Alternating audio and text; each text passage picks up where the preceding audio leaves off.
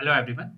सो इस लेक्चर में अगेन हम ट्रस्ट के ऊपर बेस्ड कुछ क्वेश्चंस की और बात करने वाले हैं, जिसमें इससे पहले ऑलरेडी नंबर ऑफ क्वेश्चंस मैं बता चुका हूँ किस तरीके से मेथड ऑफ जॉइंट का यूज करके ट्रस्ट के मेंबर्स के ऊपर हम फोर्स अननोन फोर्स को फाइंड आउट करते हैं, या कुछ बेसिक कॉन्सेप्ट के बेसिस में हमें कैसे पता चलता है कि इसका राइट आंसर क्या है।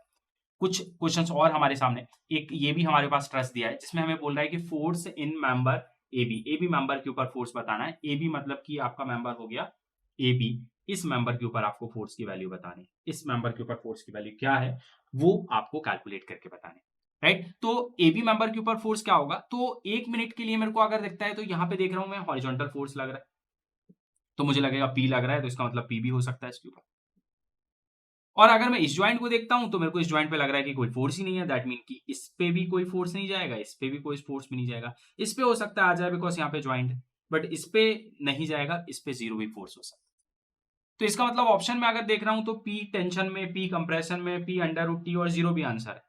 जीरो भी मेरे पास ऑप्शन में है, तो जीरो वैसे हो सकता है। अगर मैं डायरेक्टली बात करूं इस ज्वाइंट को लेके, तो मैं इसको कैलकुलेट अगर कर लेता हूं, तो क्वेश्चन नंबर 10 को मैं सॉल्व कर रहा हूं, जिसमें मैंने ज्वाइंट ए को कंसीडर किया है, क्योंकि डायरेक्टली देख के मेरे को थोड़ा सा कंफ्यूजन हो सकता है। तो मैं क्या करूं, ए ज्वाइंट को अगर ले लेता हूं, यहां से एक मेंबर गया, यहां से एक मेंबर गया, यहां से जो गया है वो गया है ए ज्वाइंट से, ये कोई पॉइंट है जिसको आप बोल दीजिएगा ए बी बोला है, इसको सी बोलिएगा, इसको डी बोल दीजिएगा। तो सी बोलिएगा तो ये फोर्स बनेगा एफ ए सी, और यहाँ पे गया है बी, तो ये फोर्स बनेगा एफ ए बी, और ए बी पे मुझे फोर्स निकालना है। तो अगर मैं यहाँ पे समेशन एच इक्वल जीरो की कंडीशन लगाता हूँ, तो हॉरिजॉन्टल डायरेक्शन में जाने वाला फोर्स इस ज्वाइंट पे कोई लोडिंग नहीं है, सिर्फ एक ये फोर्स होगा एफ ए बी, तो इक्वल क्या हो जाएगा जीरो, मतलब zero is the right answer. इस पे जीरो आंसर हो, क्यों? क्योंकि इस ज्वाइंट पे कोई लोड ही नहीं है ना, इस लोड पे लोड नहीं होने की वजह से इस पे जो फोर्स जाएगा वो क्या जाएगा, जीरो। इसका मतलब ये जो पी लगा है ना, वो पूरा का पूरा ट्रांसफर होगा बीसी मेंबर के ऊपर। इसके बाद आप इस पे जीरो फोर्स पता चल गया, आप बी ज्वाइंट लेके देख लीजिए, आपके पास जो फोर्स आएगा वो बीसी पे आएगा, जो पी के अगेंस्ट है।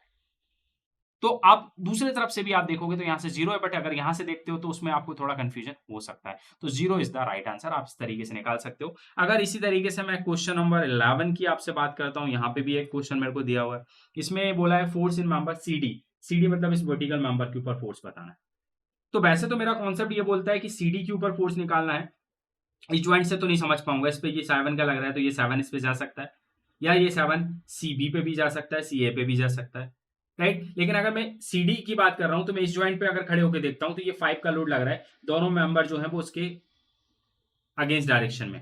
इसका मतलब इस पे इस 5 की वजह से कोई इफेक्ट नहीं जाएगा, इस 5 की वजह से इस पे भी कोई इफेक्ट नहीं जाएगा, पूरा का पूरा 5 का इफेक्ट इस वर्टिकल मेंबर पे जाएगा। वर्टिकल मेंबर पे ये डाउनवर्ड जा रहा है, मतलब ये अपोज करेगा अपोजिट डायरेक्शन में। इसका मतलब ये आंसर होना चाहिए इस 5 का अपोजिट 5, और अवे फ्रॉम द जॉइंट मतलब कि टेंशन, इसका मतलब 5 किलो न्यूटन, मतलब 5 टन, और काय में टेंशन में, इसका आंसर डी होना चाहिए।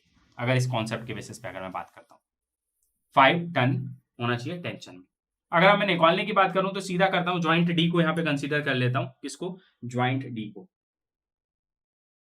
ज्वाइंट डी चेक कर लेते हैं। तो ज्वाइंट डी क्या बोल रहा है, यहां से एक मेंबर गया है और यहां से ये एक मेंबर गया, ये डी ज्वाइंट है।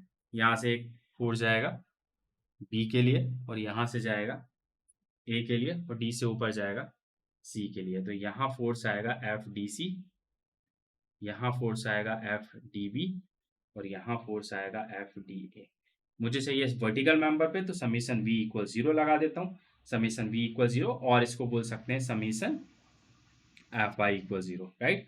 तो वर्टिकल डायरेक्शन में जाने वाले फोर्सेस, यहाँ से एक 5 का लोड जा रहा है नीचे 5 टन का, तो ऊपर जाने वाले फोर्सेस को मैं प्लस में ले लेता हूँ, नीचे आने वाले को माइनस में ले लेता हूँ। तो -5 टन नीचे आ रहा है, 5 टन 5 लिख देते हैं, राइट। और ये ऊपर जा रहा है एफ डी सी, ऊपर जा रहा है, इसके अलावा कोई वर्टिकल फोर्स नहीं है, इक्वेट किया जीरो से, तो 5 डी सी इक्वल प्लस का 5, ये आ जाएगा, और ये काय में है, टन में है, और प्लस है, प्लस मतलब क्या होता है, टेंशन होता है, मतलब आंसर जो होगा वो 5 टन होगा, और टेंशन में, तो 5 टन टेंशन। तो जो कॉन्सेप्ट से निकला था वही हमने ज्वाइंट लेके भी निकाल लिया। तो कई बार कॉन्सेप्ट में हम थोड़े कंफ्यूज हो जाते हैं, तो आपको कुछ इस तरीके से ज्वाइंट को लेना है, उसको सॉल्व करना है, और इजीली अपने आंसर को कंफर्म कर लेना है कि हमारा राइट आंसर ये है। बिकॉज जब गेट का एग्जाम होता है वहां पे बड़े कंफ्यूजिंग आपके जो होते हैं वो क्वेश्चन बड़े कंफ्यूज करते हैं या उनके जो आंसर्स होते हैं वो ऑलमोस्ट सिमिलर होते हैं, थोड़ा बहुत डिफरेंस होता है। तो आप इस तरीके से अपने आंसर को चेक कर सकते हैं और कंप्लीटली आप क्लियर कर सकते हैं कि आपका आंसर सही है कि गलत।